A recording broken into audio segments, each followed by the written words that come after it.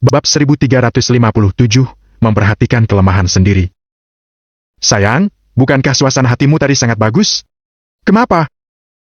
Tanya Rebecca dengan bingung. Terlalu banyak orang yang terlibat dalam hal ini. Kata Januar nada suara datar. Apa maksudmu? Tanya Rebecca. Januar melirik Rebecca dan ekspresi kebencian terpancar dari kedalaman matanya. Rebecca adalah anak perempuan yang ditinggalkan oleh rekan ayahnya Januar yang gugur. Januar diperintahkan oleh ayahnya untuk menikahi wanita ini puluhan tahun yang lalu. Seperti biasanya, orang yang sudah tidak ada, tidak berkuasa lagi. Setelahnya rekan Gavin meninggal, kekuasaan rekannya itu tidak sehebat seperti sebelumnya lagi. Sekarang, Rebecca tidak memiliki latar belakang, penampilannya biasa, bahkan otaknya bodoh. Dia sama sekali tidak bisa menjadi pendamping bijak bagi Januar. Namun, Januar pasti tidak akan mengatakan perasaannya ini.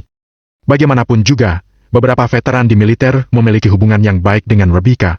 Sejak awal Januar sudah terisolasi dan tidak ada yang mendukung, dia benar-benar akan ditahan semua orang jika dia meninggalkan istri dan anaknya. Januar menyembunyikan emosinya dan berkata sambil tersenyum. Satu domba gemuk bisa memberi makan 2 serigala. Kalau ditambah seekor harimau lagi, 2 serigala itu bukan hanya akan kelaparan, mungkin juga akan dimakan oleh harimau itu. Mengerti? Rebecca menganggukkan kepala dengan bingung. Dia ragu-ragu untuk waktu yang lama dan bertanya. Sayang, apa yang akan kita lakukan sekarang? Hanya ada satu cara, ayah tidak boleh mati sekarang, tapi tidak boleh hidup dengan sehat juga. Januar pergi ke halaman dan menyalakan sebatang rokok. Dia mengangkat tangannya seolah-olah ingin menggenggam semuanya di tangan dan bergumam sambil tertawa sinis. Keluarga Neil, kekuasaan, kekuatan, dan koneksi, semuanya milikku. Jaya menutup telepon. Dia menatap Ivan yang duduk terbungkus kabut hitam di sisi yang berlawanan dan berkata, apa kamu ingin berpartisipasi dalam pertempuran besok? Kita tidak bisa ikut campur dalam pertempuran sekelas itu. Daripada memikirkan pertempuran besar itu, lebih baik fokus pada situasi saat ini dan menyelesaikan Agam. Itulah yang paling penting. Kata Ivan dengan tenang. Ya, kita akan menang kalau kita bunuh dia, tapi kita harus menghabisi Gavin dulu. Saat orang-orang dari klan Basupati dan Mahaguru Wirya bergabung untuk menahan Gavin, kita juga bergabung untuk membasmi Agam dalam sekali serangan. Kata Jaya sambil tersenyum sinis. Saat itu, kamu yang bertanggung jawab untuk berunding dengan Anam Arah dan keluarga Haryanti. Aku bertugas menjaga Agam agar tidak melarikan diri. Ivan menganggukkan kepala sambil tersenyum. Terlihat tatapan yang mengejek di kedalaman matanya yang bersembunyi di balik kabut hitam. Memang benar, orang yang pemikirannya tidak sama, tidak bisa bekerja sama. Namun, pemikirannya tidak sama, bisa berkonspirasi juga. Hanya saja, butuh seseorang yang berkorban. Galang yang berjaga di luar pintu, wajahnya tanpa ekspresi menatap bulan yang gelap dengan tatapan yang sedang merenung. Hari makin cerah. Sinar matahari yang cerah menyinari bumi, memantulkan kilauan di permukaan tanah. Delia bangun sangat pagi. Agam menghabiskan waktu setengah jam untuk mengepang 2 kucir rambut Delia, tetapi hasilnya tidak simetris. Jelas-jelas, Delia adalah seorang gadis kecil yang sangat imut, malah jadi terlihat seperti pengungsi yang melarikan diri dari bencana. Delia menjadi cemberut dan menyebut Agam sebagai ayah bodoh. Kemudian dia mengepang 2 kucir rambut Agam di cermin. Agam baru mengerti dan mengepang kembali rambut Delia. Setelah sarapan, Delia pergi ke panti asuhan dengan gembira. Kemarin Agam membungkus seluruh toko mainan dan meminta staf untuk mengirimkannya pagi-pagi sekali. Delia ingin bermain dengan teman-temannya di panti asuhan. Bagaimanapun juga, Delia hanya anak yang berusia 2 atau 3 tahun. Saat hendak berangkat, Yamin menelepon. Seorang gadis kecil berusia puluhan tahun sakit parah dan sekarang berbaring di bangsal dalam kondisi yang sangat berbahaya. Dia ingin Agam bantu mengobatinya. Agam tentu saja tidak akan menolak. Meskipun Agam tahu ada terlalu banyak orang yang menderita di dunia, dia tidak bisa membantu mereka semua. Jadi, yang dia tidak tahu tidak apa-apa, tetapi yang dia tahu, dia pasti tidak akan mengabaikannya. Sesampainya di rumah sakit, Agam berdiri di pintu masuk ruang pemeriksaan pencitraan resonansi magnetik dan melihat Yamin. Yamin menghela napas dan berkata, anaknya sedang pemeriksaan di dalam dan situasinya tidak baik. Awalnya, aku tidak ingin merepotkanmu, tapi situasi anak ini sangat istimewa. Saat dia berusia 2 tahun, ayahnya menyelamatkan 3 orang yang tenggelam, tapi dia tidak pernah muncul lagi. Saat dia berusia 5 tahun, ada banjir di rumah. Ibunya adalah seorang perawat dan pergi menjadi sukarelawan. Saat membagikan persediaan, dia dirampok dengan paksa oleh beberapa orang yang sulit diatur. Dia didorong ke tanah, kepalanya terbentur batu, dan tidak pernah bangun lagi. Tahun itu dia dikirim ke panti asuhan. 3 tahun lalu, kompensasi ibunya turun dan diambil oleh keluarga neneknya. Setelah keluarga neneknya menghabiskan kompensasi 600 juta, mereka mengirim kembali anak itu karena dia seorang anak perempuan. Anak ini berusia 12 tahun dan saat ini tinggal bersama neneknya di pedesaan. Neneknya selalu sakit dan membutuhkan uang untuk membeli obat setiap bulan. Anak ini juga entah dari mana mendapatkan informasi dan menjadi relawan uji obat. Dia dibayar 2 juta setiap kali coba dan membuat tubuhnya akhirnya rusak. Sekarang organ-organ dalamnya semuanya rusak dan perutnya penuh dengan cairan. Saat Yamin mengatakan situasinya, mata Delia menjadi merah. Dia menarik baju Agam dan berkata, "Ayah, Delia tahu kakak ini bernama Giana. Dia benar-benar sangat baik. Bisakah kamu menyelamatkan Kak Giana?" Agam mengangguk ringan. Memperhatikan kelemahan dan memperkuat kemampuan kita sendiri. Agam lebih tidak bisa mengabaikan anak ini. Beberapa saat kemudian, 2 orang perawat mendorong ranjang rumah sakit keluar. Yamin buru-buru mendekatinya. Salah seorang perawat berkata, "Kondisi pasien sangat berbahaya. Dia harus pergi ke bangsal ICU. Dokter yang merawat sedang mendiskusikan diagnosis dan rencana perawatan, tapi Anda harus bersiap. Anak ini dibawa ke sini terlambat dan organ tubuhnya telah gagal. Harapannya untuk sembuh tidak tinggi." Agam melihat yang berbaring di ranjang rumah sakit itu adalah seorang gadis yang lembut dan cantik. Wajahnya pucat dan napasnya lemah, tetapi masih terlihat semangat dan kebaikannya. "Paman Yamin." Giana membuka matanya dengan lemah. "Aku tidak ingin dirawat, aku ingin pulang." Giana tahu akan menghabiskan banyak uang untuk mengobati penyakitnya. "Kak Giana?" Delia menarik tangan Giana yang kurus dan berkata dengan tercekat, "Kak Giana, kamu akan baik-baik saja. Ayah bisa menyembuhkanmu. Delia, kamu sudah menemukan ayahmu, selamat." Giana tidak bisa menggerakkan tubuhnya, tetapi dia bisa merasakan tangan lembut Delia. Agam berkata kepada perawat, "Bisakah kamu beri aku waktu 2 menit untuk berbicara dengan gadis ini?" Kedua perawat itu saling pandang. Menurut logika, seharusnya tidak boleh. Namun, mereka melihat tatapan mata Agam yang tulus dan lembut. Entah kenapa, mereka menganggukkan kepala dan menyetujuinya. Agam menempatkan satu tangan di kening Giana. Giana mengedipkan matanya dan menatap Agam. "Kak, apa kamu ayahnya Delia?" "Ya." Agam mengangguk ringan. Giana tersenyum dan tidak berbicara. Agam bisa melihat perasaan iri di matanya Giana. Bab 1358, menghukum ibu dan anak yang jahat. Agam menarik napas dalam-dalam dan menenangkan diri. Dia menggunakan kekuatan penguasa neraka untuk menilai kondisi luka dan penyakitnya. Giana merasa tubuhnya yang semula lemah dan dingin, secara bertahap kembali kuat. Rasa sakit yang terasa di dalam pembuluh darah dan sumsum tulang, tiba-tiba juga menghilang. Apa ini hanya tanda pemulihan sementara?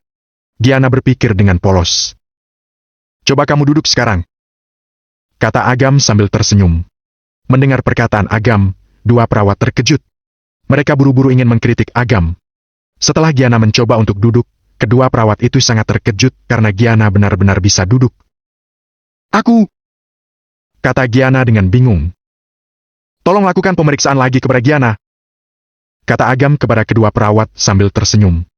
Meskipun tidak perlu dilakukan pemeriksaan ulang, Agam tetap ingin mengikuti prosedur yang seharusnya dilakukan. 2 perawat terkejut saat melihat hasil yang terekam di alat medis yang terpasang di sekitar Giana mulai stabil. Mereka segera memanggil dokter untuk memeriksanya. Setelah menjalani pemeriksaan, dokter menyatakan bahwa Giana sembuh secara ajaib. Namun, dokter juga tidak berani memastikan. Jadi, dia memeriksakan kondisi Giana di ruang pencitraan resonansi magnetik. "Apa kamu sudah mengemasi baju gadis ini? Menurutku, siang nanti Giana sudah diizinkan keluar dari rumah sakit," kata Agam sambil tersenyum. Yamin tersentak, kemudian dia mengangguk. Dia mengeluarkan pakaian dari dalam tas. Sekitar 30 menit kemudian, Yamin dipanggil oleh dokter. Tidak sampai 10 menit, Yamin sudah keluar dan ada seorang gadis yang baru saja beranjak dewasa mengikuti di samping. Gadis itu adalah Giana. Dibandingkan dengan penampilan dan sikap Giana sebelumnya, Giana yang sekarang telah berubah total. "Kak Giana!" Delia berlari mendekat dengan gembira dan menggandeng tangan Giana. Giana mengira dirinya sedang bermimpi. Giana mengelus kepala Delia, kemudian berdiri di depan Agam. Giana berkata sambil memberi hormat. "Kakak, terima kasih sudah menyelamatkan nyawa saya. Suatu saat saya pasti akan membalas budi Anda. Tidak perlu berterima kasih, yang penting kamu sembuh," kata Agam sambil tersenyum. Tiba-tiba, ada seorang wanita yang usianya sudah tua dan seorang gadis muda jalan mendekat. Mereka datang dengan membawa laporan. Mereka adalah Lavina dan Maya. Mereka bertemu secara kebetulan. Ketika Lavina bertemu dengan Agam, Lavina seperti bertemu dengan musuh. Dia segera menghampiri Agam, lalu berkata dengan nada kesal. Agam, aku tidak menyangka bisa bertemu musuhku di sini. Akhirnya, Agam, aku tidak menyangka bisa bertemu musuhku di sini. Akhirnya, aku bisa menemukanmu. Yamin buru-buru menghalangi dengan berkata, Nyonya, tolong tenang dulu. Mari kita bicara baik-baik. Siapa kamu? Minggir! Lavina sangat marah. Dia menunjuk ke arah Agam sambil berteriak. Pria brengsek! Saat masih kuliah, kamu telah menodai putriku. Gara-gara kamu merampas kesucian putriku, sekarang putriku mengalami perlakuan yang negatif dan ditolak oleh orang-orang di sekitarnya. Kamu harus tanggung jawab. Lavina berteriak dengan suara sangat keras. Pada awalnya, orang-orang yang ada di rumah sakit sudah banyak. Dengan adanya keributan ini, makin menarik perhatian lebih banyak orang berkumpul dan menyaksikan keributan yang sedang terjadi. Agam tidak memedulikan Lavina dan Maya. Sejak awal, Agam tidak ingin memedulikan mereka. Dia juga sudah menduga apa yang akan terjadi. Banyak kebohongan yang dilontarkan Lavina. Kebohongan Lavina ini justru bakal merugikan pihak Lavina sendiri. Nyonya, pria yang kamu minta tanggung jawab adalah Agam. Agam adalah temanku. Aku sangat mengenal dia dengan baik. Apa Nyonya tidak salah menuduh orang? Kata Yamin dengan nada tidak senang. Yamin tidak mempermasalahkan kalau ada orang yang memakinya, tetapi dia tidak rela kalau ada orang yang memaki Agam. Sudah berapa banyak pertolongan yang diberikan Agam kepada panti asuhan dan anak-anak panti? Bagaimana mungkin pria sebaik Agam melakukan hal sebejat itu?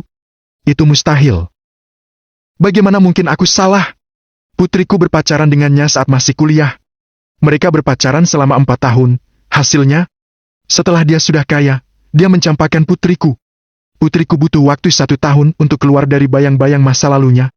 Sekarang putriku sudah punya pacar baru dan akan segera menikah, tapi dia dituduh bukan gadis perawan lagi. Menurutmu, bukankah seharusnya pria ini bertanggung jawab atas perlakuan tidak adil yang diterima putriku? Lavina mengatakan sambil mengeluarkan air mata. Yamin terdiam setelah mendengar ucapan Lavina. Dia tidak bisa berkomentar banyak tentang kejadian yang terjadi 4 atau 5 tahun yang lalu. Lagi pula, masa kini sudah berbeda dengan yang dulu. Berpacaran selama 3-4 tahun, hal yang wajar kalau terjadi hubungan intim. Tidak bisa menyalahkan pihak manapun. Agam sedikit mengerutkan keningnya. Pada awalnya, Agam tidak ingin memedulikan masalah ini. Namun, di sini ada Delia, jadi dia harus meluruskan masalah ini. Selama 4 tahun aku berpacaran dengan Maya, aku selalu menghormati Maya dan tidak pernah menyentuh tubuhnya. Mengenai kenapa dia bisa menjadi seperti ini, kalian berdua yang paling tahu dengan jelas alasannya. Kata Agam dengan nada dingin. Maya terkejut.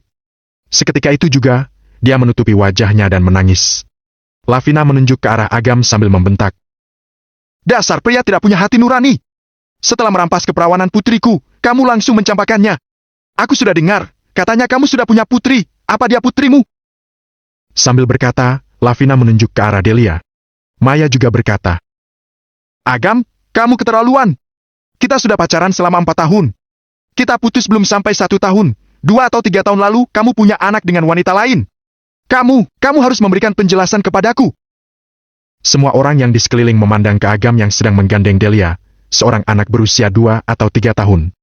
Mendengar dari pernyataan Lavina dan Maya, bukankah artinya Agam adalah pria brengsek yang suka mempermainkan dan mencampakkan wanita? Ada berbagai komentar bermunculan dari orang-orang yang menyaksikan di sekeliling. Agam hanya tersenyum santai. Dia berkata kepada Lavina dan Maya, Kalian berdua kejam sekali. Kalian mengira bisa lari dari tanggung jawab setelah berbohong? Naif sekali, kalau kalian masih berbohong 1 kali lagi, mulut kalian akan robek 1 cm. Kalau kalian berani berbohong 2 kali, maka mulut kalian akan robek 2 cm.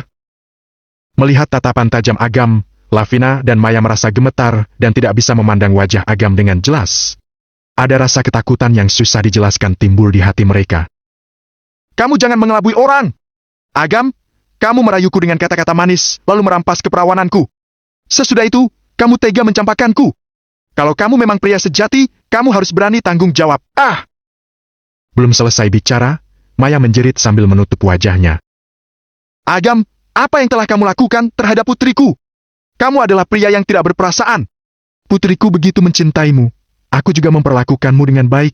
Kamu malah, Belum selesai bicara, Lavina juga menjerit sambil menutup wajahnya. Belum selesai bicara, Maya menjerit sambil menutup wajahnya. Agam, Apa yang telah kamu lakukan terhadap putriku? Kamu adalah pria yang tidak berperasaan. Putriku begitu mencintaimu. Aku juga memperlakukanmu dengan baik. Kamu malah, Belum selesai bicara, Lavina juga menjerit sambil menutup wajahnya. Melihat kondisi Lavina dan Maya, semua orang merasa ngeri. Seolah-olah ada sebuah gunting yang merobek bibir mereka. Darah segar mengalir keluar, bibir mereka juga agak membesar. Wajah mereka berubah menjadi jelek dan membuat orang yang melihatnya menjadi ketakutan. Mereka langsung teringat kata-kata yang diucapkan Agam di awal. Mereka tidak menyangka bahwa perkataannya menjadi kenyataan. Agam, aku bersalah, aku bersalah. Aku telah berbohong. Cepat sembuhkan aku. Wajahku sekarang berubah menjadi buruk rupa. Aku tidak ingin wajah yang seperti ini. Kata Maya berteriak sambil menangis kepada Agam. Apalagi, Maya telah mengalami banyak hal aneh yang membuatnya sangat ketakutan. Dia merasa panik dan hampir jatuh berlutut sambil menangis. Agam mengabaikannya. Dia menarik Delia, lalu mengajak Yamin dan Giana pergi dari pandangan orang-orang yang mengikuti mereka. Tidak lama kemudian, Ferdi masuk ke dalam rumah sakit. Setelah insiden sebelumnya, dia dipecat. Karena dia tidak terlibat dalam pemberontakan tersebut, jadi dia hanya dipecat dan didenda sejumlah uang sebelum dibebaskan. Setelah keluar, Ferdi merenung dan merasa ada yang salah. Dia berpikir bahwa semenjak berpacaran dengan Maya, nasibnya berubah lebih sial dan tidak berjalan lancar. Dia telah menghabiskan uang menyewa detektif pergi ke kota primadona untuk menyelidiki masa lalu Maya, barulah semua kebenaran terungkap. Saat dia tahu bahwa Maya pergi ke rumah sakit untuk operasi perbaikan selaput darah, Ferdi merasa sangat marah dan ingin membuat perhitungan kepada Maya dan ibunya. Setelah apa yang terjadi selama ini, Ferdi menyadari dirinya telah dimanfaatkan oleh ibu dan anak itu. Dia datang ke rumah sakit kali ini adalah untuk membuat perhitungan kepada ibu dan anak itu. Setelah bertemu dengan Lavina dan Maya, tanpa ragu Ferdi menampar mereka berdua. Kemudian, dia menendang dan menyeret mereka berdua keluar dari rumah sakit. Ferdi, aku bersalah. Berikan aku kesempatan. Kata Maya tanpa memedulikan citranya. Dia berlutut sambil membenturkan kepala ke hadapan Ferdi. Kalau Ferdi meninggalkannya, maka dia akan benar-benar kehilangan segalanya. Baiklah, Ferdi berkata sambil tersenyum licik. Apa kalian janji akan melakukan sesuai yang kuminta? Lavina juga berlutut sambil berkata. Selama kamu tidak mengambil kembali rumah yang kami tinggali, kami berdua siap melakukan apapun yang kamu minta. Apa aku peduli pada kalian berdua? Ferdi meludah, lalu berkata dengan kasar. Karena ternyata dia bukan perawan, maka kalian harus mencari gadis cantik yang masih perawan untukku. Kalau hasratku terpuaskan, maka aku akan memaafkan kalian. Maya dan Lavina saling memandang lalu menjawab serempak. Baik. Bab 1359, Pesona Pemandangan Malam. Agam sudah tidak datang ke panti asuhan selama beberapa hari. Bangunan yang lama telah dihancurkan, kini telah dibangun kembali menjadi bangunan 6 lantai. Akhir-akhir ini, sering turun hujan sehingga pembangunan menjadi terhambat. Namun, bangunan-bangunan lain di panti asuhan juga sedang direnovasi. Meskipun bangunan itu belum selesai dibangun, kondisi hidup anak-anak telah mengalami peningkatan yang signifikan. Ada puluhan pohon jeruk di halaman panti asuhan yang basah karena guyuran air hujan. Ini waktunya memetik jeruk. Selesai makan siang, Yamin mengatur anak-anak yang usianya lebih besar untuk memetik buah jeruk. Ini juga merupakan tradisi yang biasa dilakukan di panti asuhan. Dulu saat tabungan Yamin menipis, dia memetik jeruk-jeruk dari pohon, kemudian menjualnya. Meskipun uang yang dihasilkan dari menjual buah jeruk tidak banyak, dia sudah merasa bersyukur daripada tidak menghasilkan uang sama sekali. Kondisi panti saat ini sudah jauh lebih baik dibandingkan dulu. Oleh karena itu, dia tidak perlu lagi menjual jeruk. Namun, tradisi perlu dipertahankan. Alasannya adalah untuk mengajarkan kemandirian dan mengajarkan anak-anak yang ikut memetik bahwa tidak mudah menghasilkan uang. Ketika mereka sudah selesai memetik buah jeruk, waktu sudah lebih dari pukul 2 siang. Yamin menghubungi pedagang grosir untuk datang mengambil buah-buah jeruk yang sudah dipetik. Giana berkata dengan nada berbisik. Paman Yamin, apa boleh aku meminta beberapa buah jeruk? Aku ingin mencoba menjual di pinggir jalan. Hasil penjualan dari pedagang grosir pasti sangat sedikit. Berbeda dengan membuka stand di pinggir jalan. Harganya mungkin tidak terlalu mahal, tetapi dengan harganya 2.000 per setengah kilogram lebih mahal, dia bisa mendapatkan keuntungan lebih dari 60.000. Bagi Giana, keuntungan yang dia dapat ini sudah termasuk banyak dan cukup untuk membelikan sebuah jaket untuk neneknya. Giana tidak meminta banyak, hanya sekitar 5 kilogram buah jeruk. Giana juga mengatakan bahwa sebagian dari hasil penjualannya akan dia berikan kepada panti asuhan. Dia pasti akan memberikannya, asalkan dia mendapatkan penghasilan lebih banyak daripada menjualnya ke pedagang grosir. Yamin tentu saja menolak. Yamin ingin semua uang dari hasil penjualan Giana di luar menjadi milik Giana sepenuhnya. Giana menolak. Beberapa tahun ini panti asuhan sudah mengasuhnya dengan baik, jadi dia ingin berterima kasih. Meskipun dia membutuhkan banyak uang, dia juga tidak ingin mengambil keuntungan dari panti asuhan. Melihat Giana tetap bersikeras, Yamin juga tidak bisa menolak niat baiknya.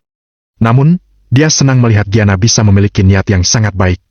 Saat Agam melihat Giana seorang gadis kecil yang lemah menenteng tas besar, dia ingin membantu Giana. Sayangnya, gadis kecil itu menolak. Giana merasa dia sudah cukup banyak merepotkan Agam. Oleh karena itu, dia tidak ingin lebih merepotkan Agam. Apa boleh buat? Agam meminta tolong kepada Yamin untuk menyediakan sebuah motor gerobak untuk mengangkut satu tas berisi buah jeruk. "Kakak, Paman Yamin, aku pergi jualan dulu ya," kata Giana dengan bersemangat. Dahinya penuh dengan keringat. Gadis kecil seperti Giana yang baru berusia 2 atau 3 tahun ini tampak sangat ceria dan bersemangat. Meskipun hidupnya menderita, dia tetap semangat dan optimis menjalani hidupnya. Hujan turun rintik-rintik. Agam melihat ke jam tangan. Waktu sudah menunjukkan 4 sore. Bibi menelpon, dia mengatakan bahwa dia bersiap-siap pergi ke pesta perjamuan makan malam. Agam sudah menduga bahwa akan ada konflik dalam pesta itu. Agam meminta tolong Biksu Ananda untuk menjaga Delia di panti asuhan. Demi memastikan keamanan di panti asuhan, Agam memikirkan mengubah susunan benda-benda di sekitar area panti asuhan. Apabila ada perubahan susunan, maka Agam dapat segera menemukannya dan datang tepat waktu untuk menyelamatkan Delia. Dengan demikian, dia bisa menghalau segala hal yang dapat mengancam Delia. Langit sudah mulai gelap. Langit tampak mendung dan turun hujan. Agam berjalan di dunia manusia dengan langkah perlahan. Di tengah terjebak oleh banjir yang menutupi jalan, ada sebuah mobil taksi berhenti. Seorang sopir turun dari mobil. Agam melirik sekilas. Terlihat ada seorang sopir berusia 52 tahun, tinggal di sebuah pemukiman di tengah kota. Dia telah mengemudi mulai dari pukul 6 pagi hingga pukul 2 dini hari. Wajahnya terlihat sedih. Dia hanya berada di pinggir jalan sambil menadah air hujan dengan panci, lalu dia memasak air hujan dengan kompor portabel di dalam mobil. Sesudah itu, dia memasukkan 2 bungkus mie instan ke dalam panci. Mie belum matang, dia sudah mendapat panggilan penumpang. Dia makan beberapa suap, lalu pergi. Pria berusia 52 tahun ini, mungkin saja sedang mengumpulkan banyak uang untuk membantu anaknya yang baru bekerja. Mungkin saja, dia harus menghidupi orang tuanya yang sudah lanjut usia dan menjaga keluarga yang tidak begitu kaya. Setelah berjalan ratusan meter, Agam lagi-lagi melihat seorang bibi berusia 59 tahun. Bibi itu sedang mendorong gerobak di tengah hujan. Tanpa peduli cuaca sedang baik atau buruk, setiap pukul 3 dini hari, nenek itu dengan rajin mendorong gerobak selama 1 jam perjalanan menuju pasar untuk membeli barang dagangan. Setelah itu, dia kembali ke rumahnya dan melakukan kegiatan berjualan serta menata barang dagangan di toko. Ada lagi seorang pria berusia 35 tahun. Setiap pukul 4 atau 5 pagi, dia pergi ke rumah potong hewan untuk membeli. Setiap hari dia selalu sibuk dalam pekerjaannya, dia hanya istirahat sebentar saat jam makan. Peristiwa demi peristiwa terjadi di depan mata Agam. Setiap peristiwa yang barusan terlihat mencerminkan kehidupan yang tampak membosankan. Sebenarnya mengungkapkan kehidupan yang paling nyata dari kalangan orang biasa. Agam makin mendekati lokasi pesta perjamuan makan malam. Dia melihat lampu di sekitarnya terang, jalanan yang luas, mobil mewah, dan senyuman yang terlihat samar dari para tamu. Makin dia berjalan, makin terungkap bahwa segala sesuatu yang muncul di hadapannya adalah palsu. Akhirnya, sebuah bangunan mewah muncul di hadapan Agam. Suasana pesta pora sangat terasa. Memakai pakaian pesta dan disambut dengan karpet merah. Agam mengembuskan napas. Dia menyalakan rokok sambil berdiri di depan gedung. Dia mengangkat kepalanya dan terpaku dengan pesona pemandangan malam. Hujan turun dari langit. Cuaca menjadi sangat dingin. Giana sudah terbiasa dengan musim hujan yang dingin. Dia malah menjalani dengan hati gembira. Karena jeruk lebih laku dijual di musim hujan. Lagi pula, dia masih ada motor gerobak. Dengan adanya motor gerobak, dia bisa menghemat tenaga dan tidak perlu makan banyak malam ini. Sebenarnya, dia masih ada uang. Namun, setiap bulan dia membutuhkan uang untuk biaya pengobatan neneknya. Dia harus menyisihkan uang. Kalau tidak demikian, uangnya tidak akan cukup membeli obat untuk neneknya. Dia tiba di sebuah perkampungan di tengah kota. Dia mendirikan stand di lokasi yang terlindung dari hujan. Dia berharap bisa menjual habis barang dagangannya. Karena besok adalah ulang tahun nenek yang ke-80. Dia ingin pulang lebih awal untuk memasak sepiring mie panjang umur dan beberapa pangsit untuk neneknya. Lavina dan Maya menyanggupi permintaan Ferdi. Namun, mereka menyesalinya kemudian. Sangat sulit mencari wanita yang sesuai keinginan Ferdi. Apa ada gadis cantik, polos, dan masih perawan? Kemana mencari gadis seperti itu?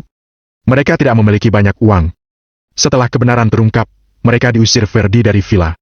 Jadi, terpaksa, mereka mengontrak rumah di daerah perkampungan di kota. Bu, lihat, di sana ada seorang gadis. Kata Maya dengan wajah memakai masker. Dia menunjuk ke arah Giana yang berada di sisi gang. Aku seperti pernah melihatnya di rumah sakit hari ini. Kamu sudah lupa, tapi aku masih ingat dengan jelas. Dia adalah gadis yang bersama dengan Agam. Kelihatannya ikut dengan Agam, nasibnya tidak seberuntung yang aku kira. Dia masih berjualan di tengah hujan seperti ini. Setidaknya, nasib kita lebih beruntung dibandingkan dengannya. Ibu, aku tidak ingin hidup dalam keadaan seperti ini. Rumah yang kita sewa itu, AC sering rusak, bahkan mandi dan buang air harus di toilet umum. Aku tidak tahan dengan kehidupan seperti ini. Aku juga tidak tahan. Tunggu sampai kita berhasil membujuk Ferdi, kehidupan kita bakal membaik. Maya berkata. Ibu, apa pendapatmu tentang gadis ini? Dia terlihat cantik dan tampangnya sepertinya berusia sekitar 12 atau 13 tahun. Kemungkinan besar dia masih perawan. Baiklah, dia saja. Tapi, kita harus menyamar, jangan sampai dia mengenali kita. Tidak lama kemudian, Lavina dan Maya memakai masker dan menurunkan topi sehingga wajah mereka tertutupi. Lavina menempatkan tas di perut Maya. Dengan demikian, Maya terlihat seperti ibu hamil. Nona, apa boleh minta bantuanmu? Lavina datang ke depan stan dan berpura-pura bertanya dengan panik.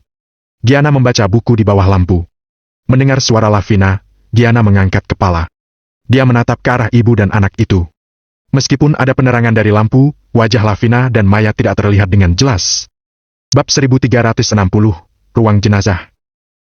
Saat Giana melihat perut Maya membuncit, Giana buru-buru berdiri dan bertanya. Bibi, kalian kenapa? Apa ada yang bisa kubantu? Putriku sedang mengandung 8 bulan. Kondisinya sedang tidak sehat. Kami ingin pulang, tapi perjalanan pulang agak jauh. Bolehkah aku pinjam motor gerobakmu pulang ke rumah? Tanya Lavina. Dia berhenti sejenak, lalu Lavina bertanya lagi. Saat ini sedang hujan, susah mencari taksi. Baterai ponsel kami juga habis.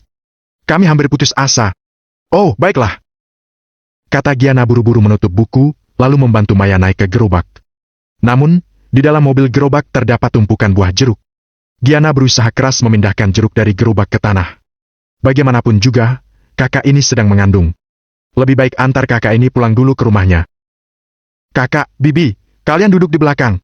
Aku antar kalian pulang, tolong pandu arah jalan rumah kalian ya. Kata Giana. Dia melepas jaketnya dan memberikan kepada Maya agar dia tidak masuk angin. Terima kasih, Nona. Kata Lavina yang duduk di belakang sambil tersenyum. Maya hampir tertawa terbahak-bahak saat mengetahui rencana jahatnya berjalan sesuai rencana. Dia segera mengirimkan pesan kepada Ferdi. Mereka tiba di sebuah bangunan yang sudah bobrok. Lavina berkata dengan ramah. Nona, cuaca di luar dingin. Ayo, masuk dulu minum teh hangat. Giana tampak ragu. Jeruk-jeruknya masih ada di luar.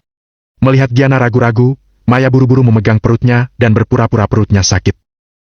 Nona, aku tidak kuat membantu putriku naik ke atas. Ikutlah naik ke atas membantuku. Kata Lavina sambil tersenyum ramah.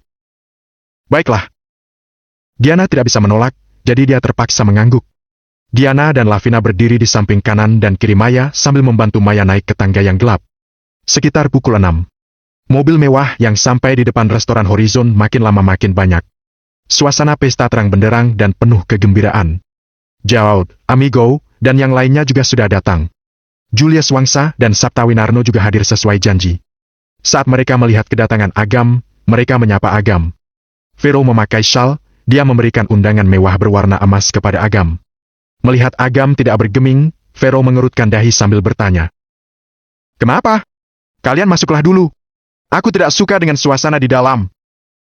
Kata Agam sambil tersenyum. Mereka saling memandang. Karena tidak ingin mendebat Agam, mereka berpamitan dengan Agam, lalu mereka naik ke atas duluan. Vero bertanya dengan pelan. Kamu baik-baik saja? Agam berkata sambil menggelengkan kepala. Bibi, cuaca di luar dingin, masuklah dulu. Aku datang ke sini bukan untuk pesta ataupun menjalin relasi. Tujuanku ke sini adalah menunggu kedatangan Renanda dan mengambil senjata magis untuk mengubah nasib Pak Farid dan Nenek Tini. Hanya itu, tidak ada urusan lainnya. Vero berkata sambil mengangguk. Kalau ada apa-apa, segera hubungi aku. Setelah Vero pergi, hanya Agam seorang diri di luar. Tidak lama kemudian, ada yang datang. Taufik. Kamu juga datang ke sini? Tanya Agam dengan wajah heran menatap Taufik. Aku datang untuk melihat betapa munafik orang-orang di dalam. Kata Taufik sambil mengambil sebatang rokok dan memberikannya kepada Agam. Dia melihat gedung megah yang berkilauan dengan emas dan permata, sambil tersenyum sinis. Tidak sepenuhnya salah, kata Agam sambil tersenyum. Saat ini, ada yang menelepon Agam. Yamin. Apa terjadi sesuatu di panti asuhan? Agam mengerutkan dahi.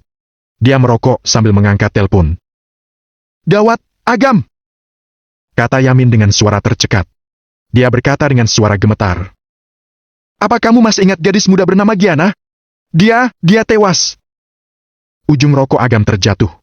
Abu rokok tercecer di tanah. Abu rokok itu telah mengotori tanah.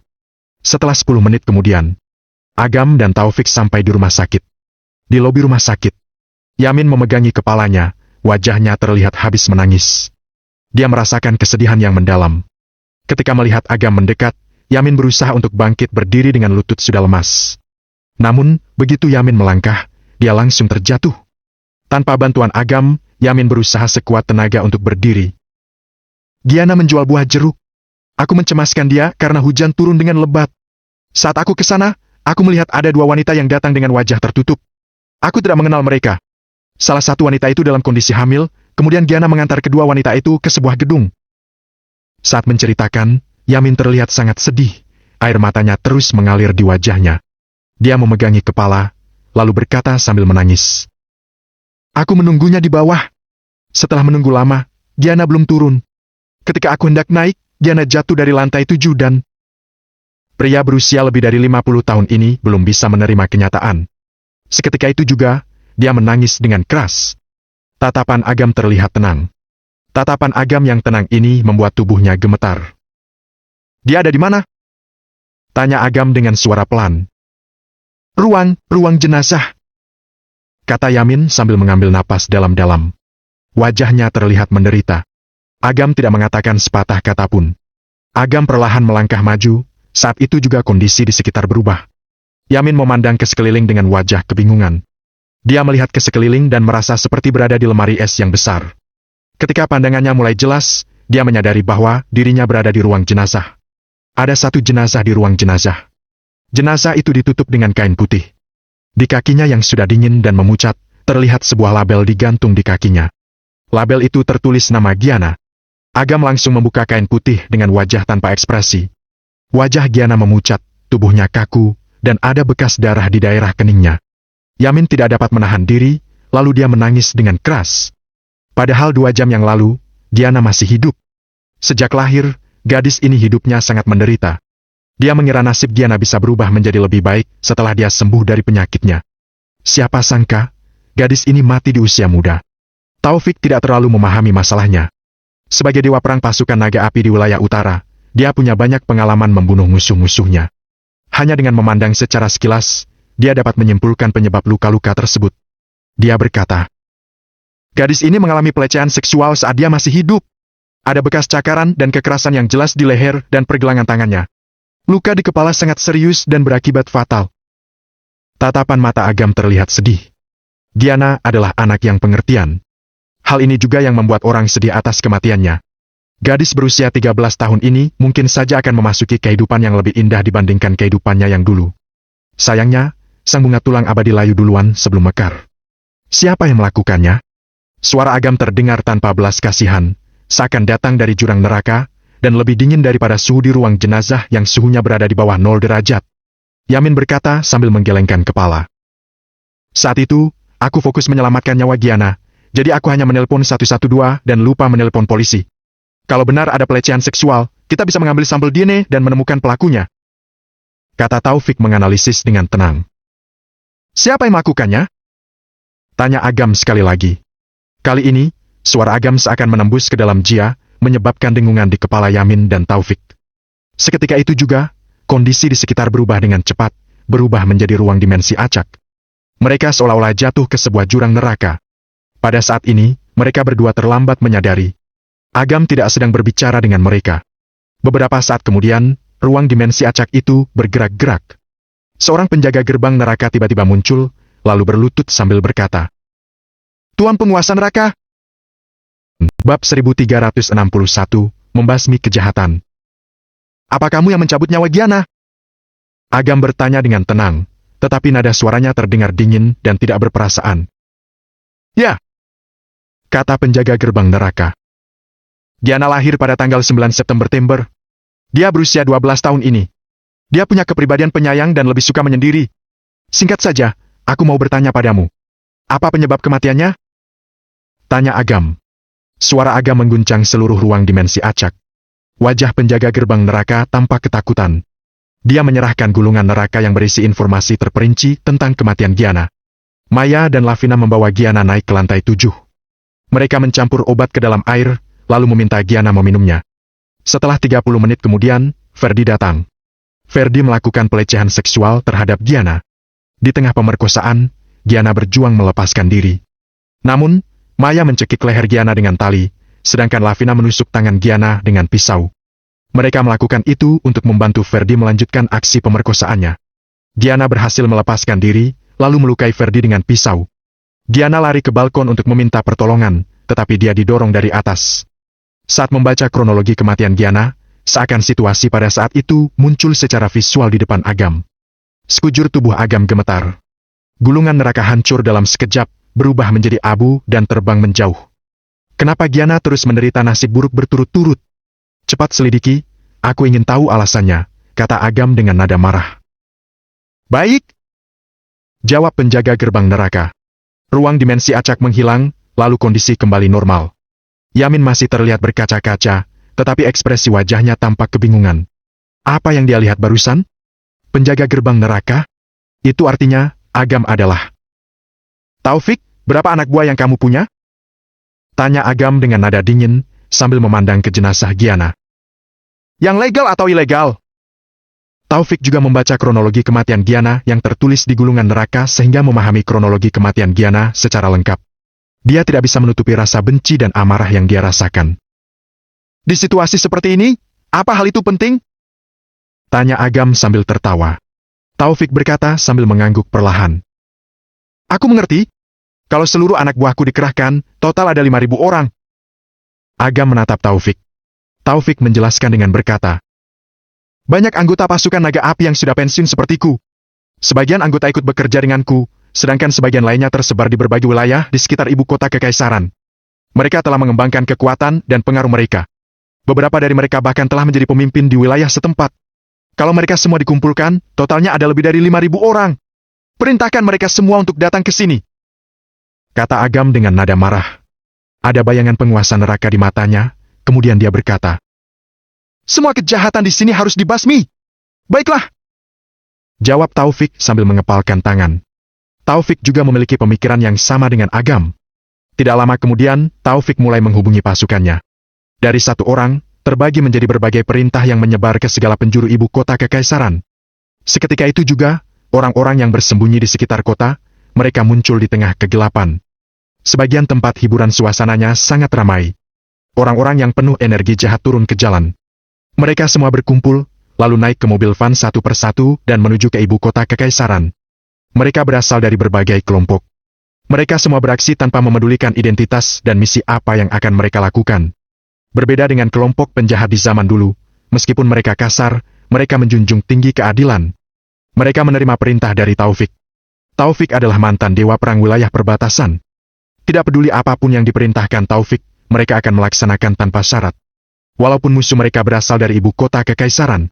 Walaupun musuh mereka adalah penguasa di ibu kota kekaisaran. Di lantai 7 hotel. Secara kebetulan, kamar Ferdi berada di lantai 7. Setelah Ferdi selesai mandi, dia menikmati minum anggur. Lavina dan Maya duduk di depannya dengan wajah tersenyum puas. "Aku puas malam ini. Gadis itu polos dan menarik. Kerja kalian bagus, jadi kalian boleh tetap tinggal di Villa Bukit Barat." Wajah Ferdi tampak gembira, seolah-olah dia sudah puas dengan kenikmatan yang dia rasakan. Lavina dan Maya sangat senang. Ketika mereka akan berterima kasih, Ferdi berkata lagi, "Tapi, aku masih belum terlalu puas. Jadi, kalian harus mencari gadis perawan lagi untuk tidur denganku. Kalau aku sudah puas, villa itu akan menjadi milik kalian. Meskipun dia punya uang untuk menyewa wanita malam, dia menjadi ketagihan setelah mencoba meniduri gadis yang masih perawan. Maya berkata dengan ragu. Tapi, menculik seorang gadis secara paksa sangat berbahaya. Bagaimana kalau... Bodoh, kenapa kalian tidak mencari gadis biasa yang tidak ada yang mau? Walaupun perbuatan kalian ketahuan orang, aku bisa membantu membebaskan kalian, kata Ferdi membual. Semua yang dikatakan Ferdi adalah omong kosong. Sejak dia mengalami nasib buruk berturut-turut dan dipecat dari posisi sebagai dosen, posisinya di rumah keluarga Haryanti sudah tidak seperti dulu. Dia tidak memiliki lagi hubungan koneksi yang dapat membantunya. Namun, Ferdi berpikir bahwa tidak akan ada yang mencurigai dirinya sebagai pelaku atas kematian Giana, bukan dirinya yang membohongi gadis itu. Meskipun kedua wanita ini ditangkap dan mengakui perbuatannya yang bakal melibatkan namanya, identitasnya sebagai anggota keluarga Haryanti masih bisa membebaskan dirinya. Hanya saja, dia tidak bisa menyelamatkan kedua wanita ini. Lavina dan Maya jelas-jelas sudah terpengaruh sehingga mereka tidak bisa berpikir dengan jernih. Pikiran mereka saat ini penuh dengan keinginan memiliki villa. Apalagi di sini adalah ibu kota kekaisaran, apa ada yang berani melawan keluarga Haryanti? Bahkan, penguasa neraka dari dunia bawah tidak berani ikut campur dalam masalahku. Kata Ferdi dengan percaya diri dan penuh semangat. Tiba-tiba, terasa hawa dingin yang sangat ekstrem. Mereka mengira karena jendela tidak terkunci. Namun, saat mereka berbalik, ada dua sosok yang muncul tiba-tiba. Agam. Hal yang lebih mengejutkan Ferdi adalah, Taufik juga hadir. Meskipun kedudukan Ferdi tidak tinggi, dia tahu dengan jelas kedudukan Taufik. Apalagi, dulu dia pernah bertemu dengan Taufik di bar. Pada saat itu, Taufik memihak Agam. Dia mengira Taufik memihak karena alasan pekerjaan atau suasana hatinya pada saat itu sedang tidak baik. Namun, kini dia merasakan firasat buruk saat melihat mereka berdua muncul. Dia juga sudah menduga alasan di balik kedatangan mereka berdua. Ketika Lavina dan Maya melihat Agam, mereka sangat terkejut. Mereka berdua sudah mengetahui bahwa Giana yang sudah mereka celakai adalah kenalan Agam. Saat ini, Agam datang pasti karena kejadian yang menimpa Giana. Walaupun demikian, mereka berdua tidak takut. Apa hebatnya Agam? Apa dia bisa menang melawan Ferdi? Selama ada Ferdi, mereka berdua tidak takut berhadapan dengan Agam. Lavina memaki. Dasar pria tidak berguna! Buat apa kamu ke sini? Kami tidak suka ada kamu di sini. Agam, jangan terus-menerus mencoba untuk menghasut. Kamu lihat baik-baik, ini adalah ibu kota kekaisaran. Apa kamu tahu, Ferdi bisa memerintahkan orang untuk membunuhmu? Maya ikut memaki. Agam tersenyum, tatapannya terlihat dingin. Melihat sikap tenang Agam, mereka berdua mengira Agam ketakutan. Pada saat mereka berpuas diri, tiba-tiba mereka menjerit. Sudut mulut Lavina dan Maya robek sampai ke bagian telinga. Darah segar mengalir dari wajah mereka, mereka tampak sangat menderita. Wajah mereka berubah menjadi mirip badut. Agam tidak ingin buru-buru membunuh mereka berdua. Dia membuat perhitungan dengan mereka berdua bukan karena masalah di masa lalu. Satu-satunya alasan adalah membalas dendam untuk Giana. Oleh karena itu, dia akan membalas dendam kepada Lavina dan Maya yang keji ini dengan cara yang sangat kejam. Agam akan membuat mereka merasakan penderitaan yang jauh lebih menyakitkan dibandingkan yang mereka lakukan pada Giana. Saat Ferdi melihat kejadian ini, tangannya gemetar. Minuman anggur yang dia pegang telah tumpah di tubuhnya. Dia merasakan kengerian, kemudian dia berkata sambil menatap Agam. Agam, mereka yang mencelakai gadis itu. Silakan kalau kamu mau menghukum mereka, tetapi aku tidak ada hubungannya dengan kejahatan yang mereka lakukan. Benarkah kamu tidak bersalah? Tanya Agam sambil tersenyum. Kelihatannya, penderitaan yang kamu alami belakangan ini tidak membuatmu bertobat. Ferdi, ajalmu sudah dekat.